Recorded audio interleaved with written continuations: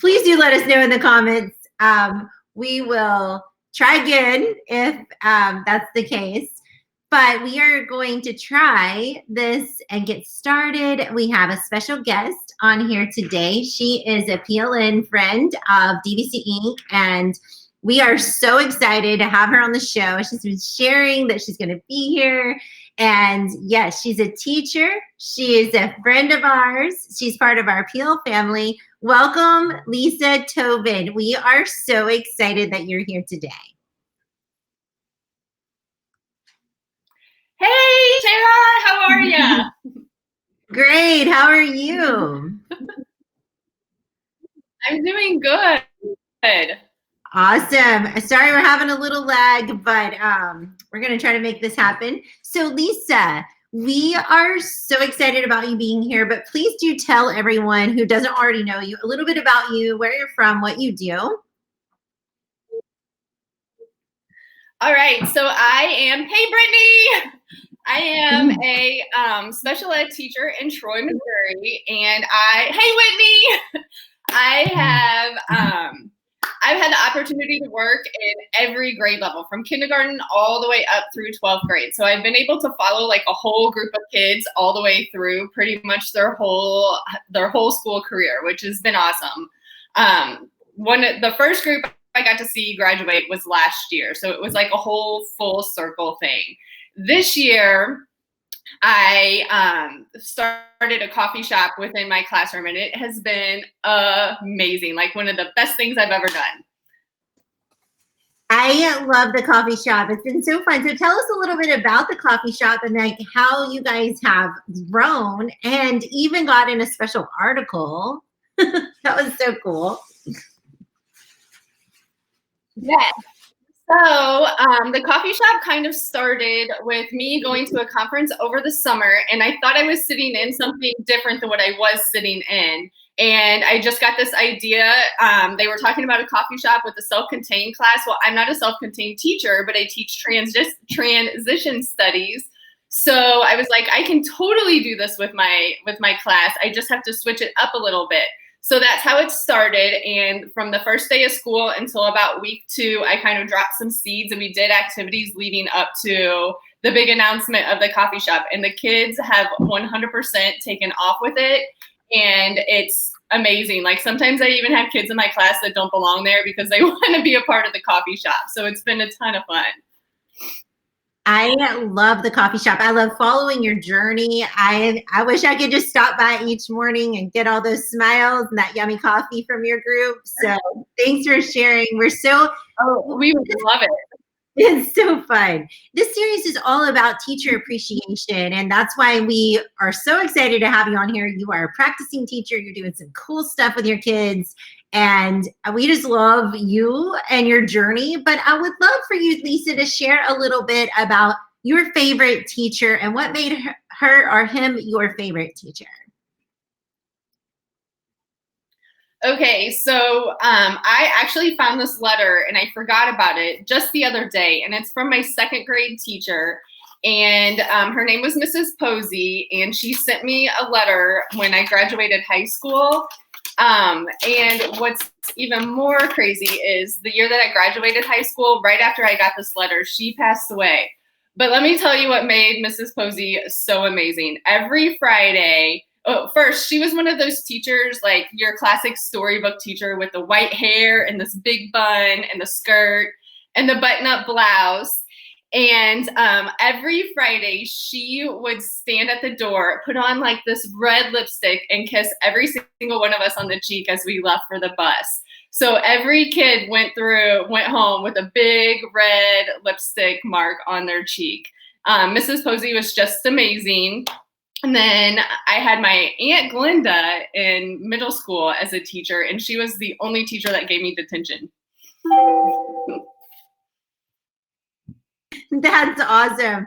I love it that you got kisses on the cheek. I mean, I'm from the South, so originally, and we like hug everyone, and cheek kisses is very common there as well, but not so much in Kansas. So it was always fun watching the boys, because the boys would always make like that face whenever she grabbed their face and kissed their cheek. So cute. Isn't it amazing that these teachers that mean so much to us, you know, every person I've asked on this show, not one person has said like a very detailed lesson that they remember about that teacher, or it's never that. It's always about connecting. It's always about personalizing, making something a real connection that's stuck in the minds of these adults with the teachers that were their favorite.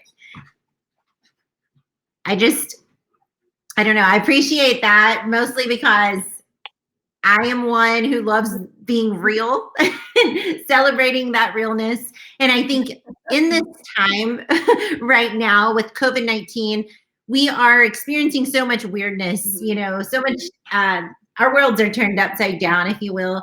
But the one thing that remains the same is we can connect with kids. Like we have that piece intact and we can still be innovative with connecting with our people. Yes. So thinking about the connection is just like 100%. Yes, yes. So thinking about that, Lisa, you've been teaching remotely with your students. How has that been working out for you? And what are some of the creative ways that you've found to connect with them and to get to know them? Well, a lot of the students that I have this year, we are on like our second or third year together. So we already have that foundation, which is, I mean, it's amazing that I had that privilege, I guess, to be able to work with a group of students that long. But we use Remind to communicate quite a bit. And we also have been using Zoom. So we were going to Zoom just one time a week. They decided that one time a week was not enough. So now we Zoom Monday, Wednesday, and Friday. And then this week they decided that weather pending, we're all going to Zoom tomorrow and go for a walk just to get everybody outside. So it's just like that connection. And we use Padlet to post their daily gratitude on. So that's always fun to read too. Just to see what they're doing. And sometimes they'll throw a picture in Canvas of themselves instead of an assignment. And, you know, just like those little fun, little quirky things, it's awesome. I love your daily gratitude and how sometimes you share them on Instagram and, you know, to share how you're responding to your kids too. And then also just making it a focus to be thankful for stuff during these times, because even when life is yucky and maybe some of our kids, their situations at home are not great, it's always still beautiful to be able to find something that you're grateful for and be able to celebrate that. So I really appreciate that too. You do such a great job of that. So thank you. You're welcome. So Lisa, we have been asking some other questions. Teacher appreciation is coming up. And I just kind of want to know, what is it that makes you feel the most appreciated? What have your students done or parents done or your administrators that just made you feel valued and appreciated? So I will say the beginning of the school year, I went into the principal's office and this is a brand new principal. And I was like, hey, I have this really big idea. And so that's when I dropped the coffee shop idea on him. And his immediate response was, yes, that's a big idea. What can I do to help you make this happen? Like that right there, those words are just like appreciation words right there. As far as my students, every now and then we do like a reflection with the coffee shop and just like honing in on our purpose, like our vision for the shop and then our purpose, because I try to keep the focus on that.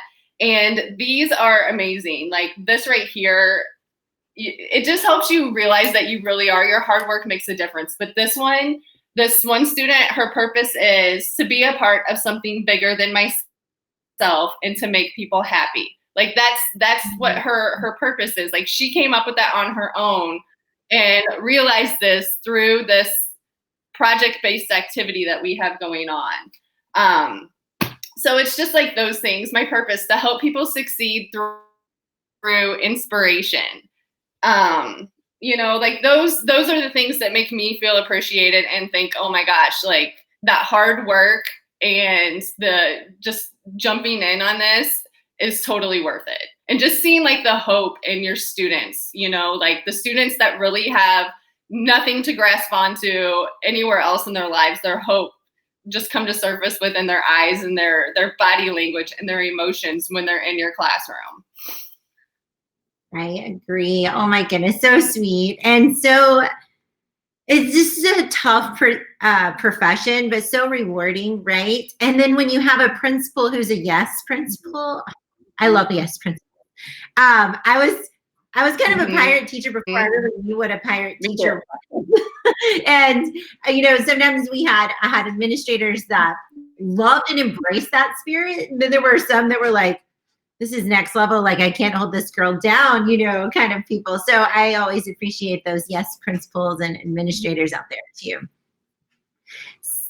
So this is kind of the last question, and I'm going to give you the floor on this one. I'll scoot over on the screen too, just so we can see. But I know that you have been using the journal like a pirate very diligently and creatively, and we are excited about like all the cool things that you're doing with it.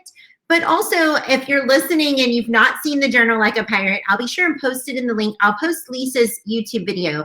Also, I'll post, like, we have a special going on for teachers, and you can get like bulk orders of these. So for administrators out there, for like $10 each, it's a great way for teachers and anyone really in any profession to be able to reflect and to use it in a just interesting way. And Lisa's been doing some outstanding things with the Journal Like a Pirate. So Lisa, I'm going to give you the floor.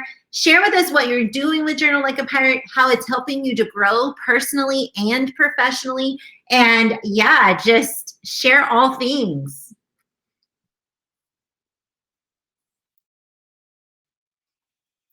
Okay, so I absolutely love this journal, and this is how I am using it. So I make my monthly spread, and I have May going right now, and I put all of the stuff where it's supposed to go in the days. I make my goal for the month, and then just some action steps that I want to do.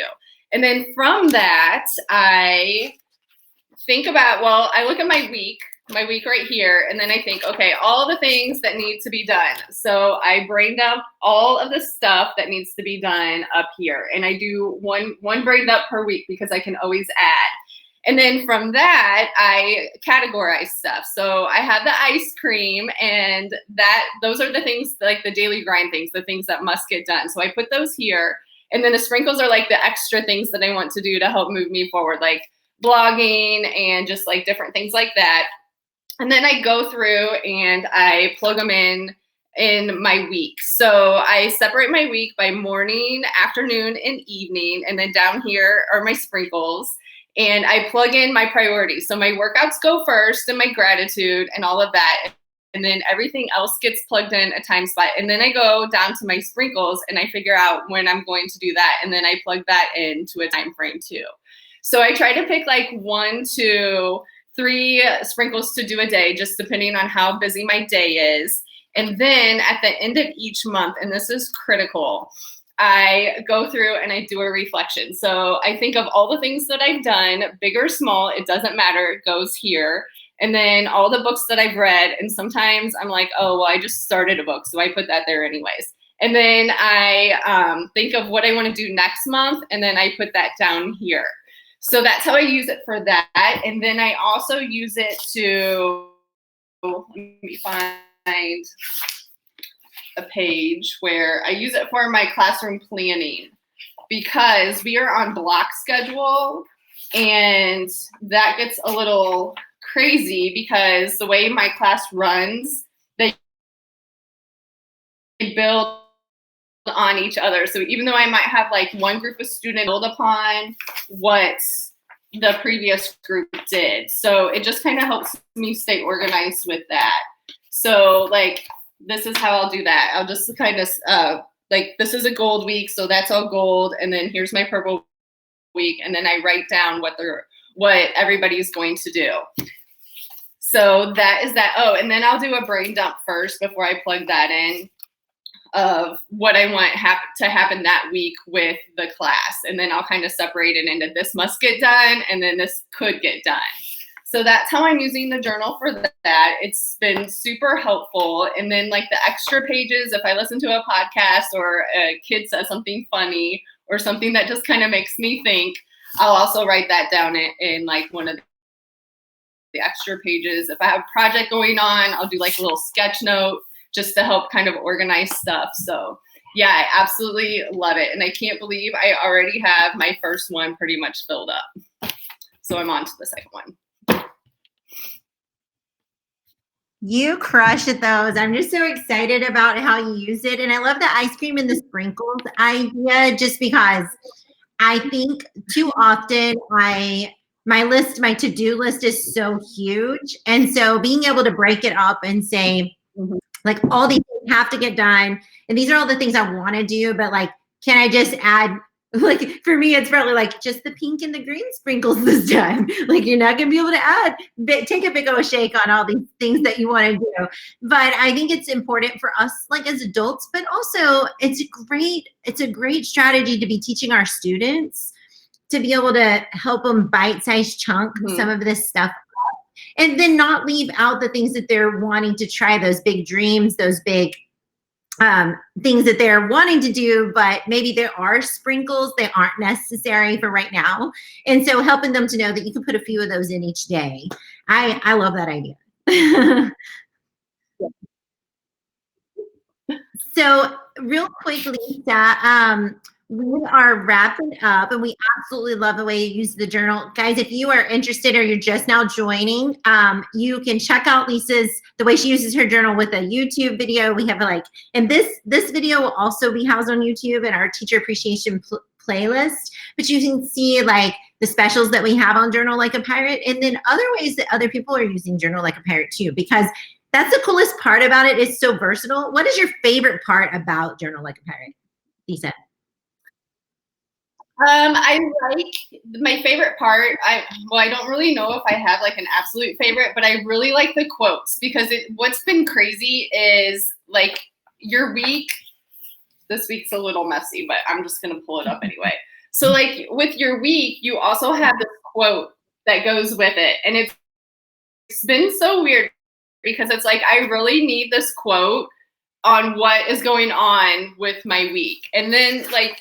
Even with each page has like a different quote on it, and it's just like the quotes come up right at the time where you need to read them. But I love too how it's so versatile. Like I can have my action planning thing going plus all of the other stuff that I have going on in it. Like this thing goes everywhere with me. Like I think my friends kind of make fun of me because it's like, this is my security blanket. Love it. I wish we could all be that organized, right? I mean, that's like the dream. But I too love the quotes. The quotes are all from DBC Inc. authors, and it's just random quotes that they have in their books that hopefully relate to anybody, no matter if you're a teacher or not. It doesn't even matter. They're just good life quotes. So thanks for sharing, Lisa. And thank you so much for being on the show and sharing about your special teacher and sharing what makes you feel appreciated. We are so grateful for all the teachers, all the educators out there. You're kicking your tail and you are just owning this whole remote learning thing that we've got going. And we just appreciate you so much. And we just want to let you know that we're all in this together, and we are all just a DM or a email away. So Lisa, I always say that at the end of the show, tell our viewers how they can connect with you if they'd like to talk to you a little bit about Journal Like a Pirate.